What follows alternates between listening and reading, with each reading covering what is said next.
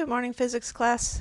Time to continue on with our talk about the work energy theorem and work transferring into energy and energy being able to be stored and then used for something else. Please don't forget to fill in the form after you watch this, and I'm trying to make this a short one so that you have time to work on the practice problems. I hope that you're all doing well and staying healthy, and let's get going on this. When something has potential, you know that it hasn't happened yet, but it's basically stored up. When I tell you that you have real potential, it means that you have the ability to do something, but it hasn't happened yet. And so the same thing with energy. If something has potential energy, that's stored energy. You've probably heard that term somewhere before. There's potential energy that is due to many, many different things. If you have your nice snack in front of you, that snack has potential energy stored up in it, and when you eat that snack, your body takes that and changes it into something else to use. If you have really you put gas in your car, the gas is sitting there and it has potential stored energy to do something later on, and it takes that spark to start releasing that energy so that it turns from potential energy into something else. So there's many, many different types of potential energy. We're going to focus on just two of them today. All right, one of the types of potential energy is based on position, and that position is potential energy, and it's based on how high up something is. The higher up something is, then the more it is definitely based on height. Now, height is a little bit subjective because you can change a height. You can change what you're comparing a height to, and we will get into that. Gravitational potential energy in your book is designated with the letter U. U with the subscript of G, meaning for gravity, gravitational potential energy, and it's calculated by taking the mass of the object times little g, which we know that on Earth at sea level is 9.8, and h being the height, which would be in meters.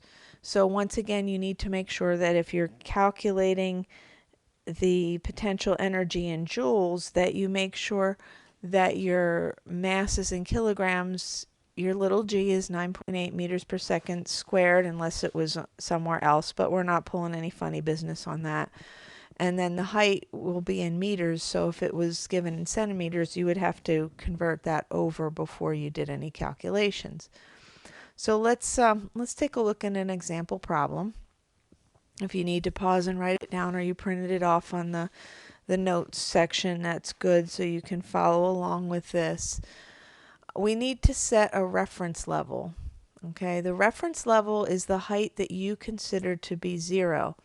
And at the beginning of the problem, you set your reference level. Now, in thinking this through, it is possible to have a negative height if something is below the reference level. And a lot of times when we're using gravitational potential energy, we're comparing it to a previous value. So you can, by raising something, give it more gravitational potential energy, and by lowering it, take away some gravitational potential energy. So these things will happen even if your reference level was different, but you have to maintain the same reference level through the whole problem. So we're going to start with, if there is no reference level given, we usually assume that it's the ground. So we'll start with here. You lift the 2-kilogram textbook from the floor to a shelf 2.1 meters above the ground. So you've done that. And so when you've done that, the book is now sitting up on that shelf. Okay, you had to do some work to get it there, but the the book is now sitting on that shelf, so it has a certain potential, a certain amount of stored energy, so that if it fell off the shelf, that energy would get changed over so that you could have, so that it would be used for something to cause a change in itself or its environment. So we can quantify that by taking that U equals mgh equation. And we know the mass of the book, the mass is 2. And we know gravitation, G, little g is 9.8. And the height we said is 2.1 meters above the ground. That is assuming that the ground is the reference level of 0. So this book, compared to where the ground is, has 41.16 joules of gravitational potential energy. So that's the amount of energy that it could transfer if it fell all the way to the ground. But here's where the potential energy is a little bit subjective, because we have to choose a reference level. So there's a different potential if it's falling for a smaller distance. So if we make the reference level the top of your head, so here's our book on the shelf. Sorry about the crude drawing there, and here's you're 1.65 meters tall. And so if your shelf isn't strong and the book fell down, it could cause a change in the top of your head if it hit you. But it's not as much change as it would cause if it went all the way down to the floor. So we wanted to calculate the gravitational potential from the book on the shelf to the top of your head. So if you're going to set the reference level being the top of your head, it's not 2.1 above your head. We have to figure that out, so we need to subtract. You take the 2.1 minus the 1.65, and that's going to give us our new height based on the top of your head being 0. So it's only 0.45 meters above your head, so a little bit less than half a meter above your head. And so if it fell off of there, it would hurt, but not nearly so much if it was 2 meters above your head and fell. Okay, because UG, our gravitational potential energy, is mass times gravity times height, mass times acceleration due to gravity times height. And when we plug those numbers in, I think I just deleted a number somehow, but we have right here, you have your mass, which is 2, and your 9.8 from G, and your 0.45 from the height above your head, and that would give you 8.82 joules. It's on the same shelf. The shelf is in the same place, but gravitational potential is calculated based on relative position. It's the other place. Okay? Now, so since we're getting 2 different numbers here, it is very important for you to be very sure of where your reference level is. If it's not given, as I said, you can always just say it's at the ground, and that makes it nice and easy. But I want to look at another example, because a lot of times your gravitational potential energy is comparative from one time to another, and we have to talk about the idea of negative gravitational potential energy as well. So what I have here is, here's the top of a mountain, and this is sea level, and this is down in a valley. So you might think about, you've got a mountain, you've got a valley, and this is a bird, and the bird is flying around kind of up 6 meters above sea level, and then the bird dives down. He has not gone into the ocean. This is not blue down here. This is just where sea level happens to be. And we're going to count 0 as being at sea level. That means that if there was an ocean here, that the water would be down here. But we know that there's places in the world where you've got a valley, but it's not anywhere near the ocean, so you've got something below the world's sea level. So we've got a mountain, we've got a valley, we've got a bird who starts up here and then he dives down. He starts 6 meters above sea level and he's got a mass of 0.5 kilogram.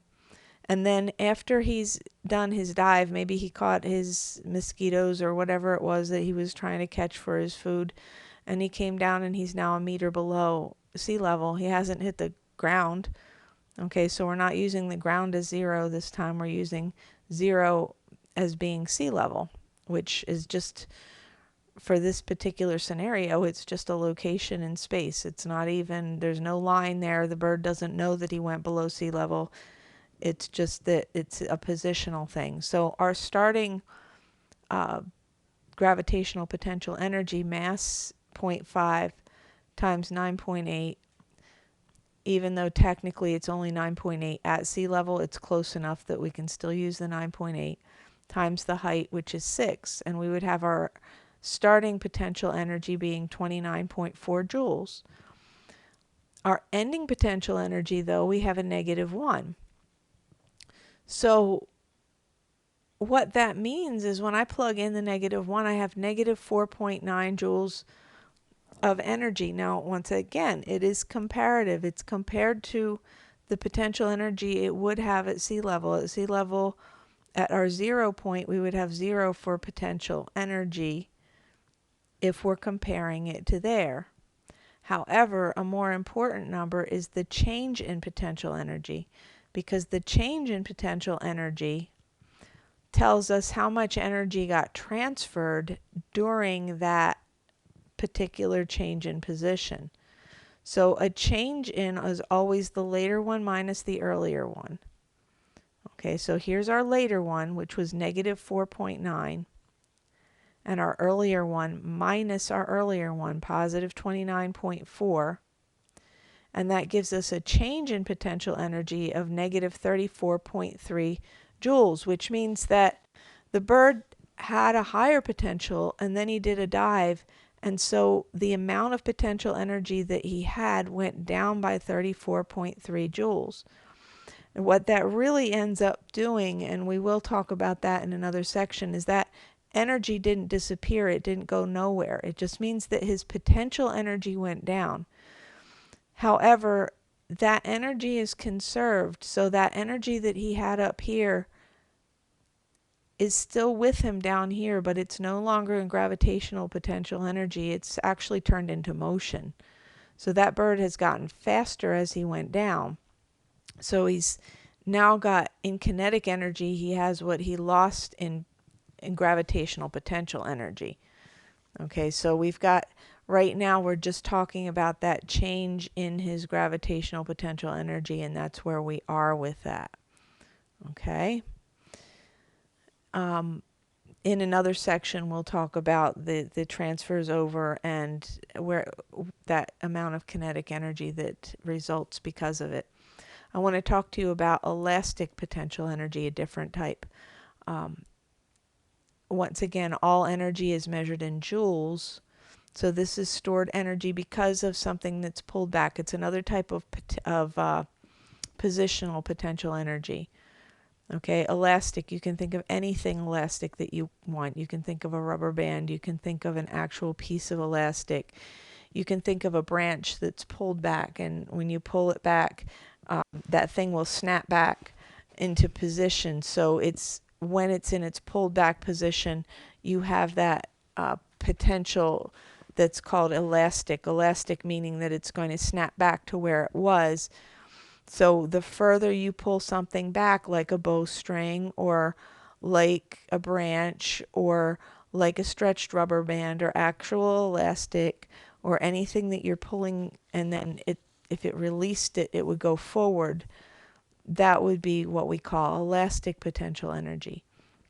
So I needed to get to this point before I could really introduce to you your project that I'm going to do an intro video tomorrow on for the Rube Goldberg project, because you have to, in that project, you have to include gravitational potential energy and you have to include elastic potential energy as part of the implements as you go along. So even though this isn't the official introduction, just a little bit of pre-introduction today. That's why we needed to get to this point. So tomorrow will be Rube Goldberg Day, and on Thursday will be Goldberg Day. You do need to make sure that you're reporting in every day, not something she's throwing together at the last minute right before the due date. I'm setting aside entire class days for you to spend a good half hour, 45 minutes working on these things. So it's not meant to be a quick put it together thing. It's meant to be a thing where you wrestle it around a little bit and do that. So if I say much more, I'm going to give my whole speech for tomorrow. So anyway, I hope that this makes sense to you. I want you to work on practice problems 5 through 8. And I do want you to give a progress report, how far you got on those. And do keep checking the due dates on GradeLink. It is far out as far as that goes, but you need to be making progress every day. That's the same as you coming into class. And that's it for today. And I am praying for you, and I miss you so very much. Have a great day.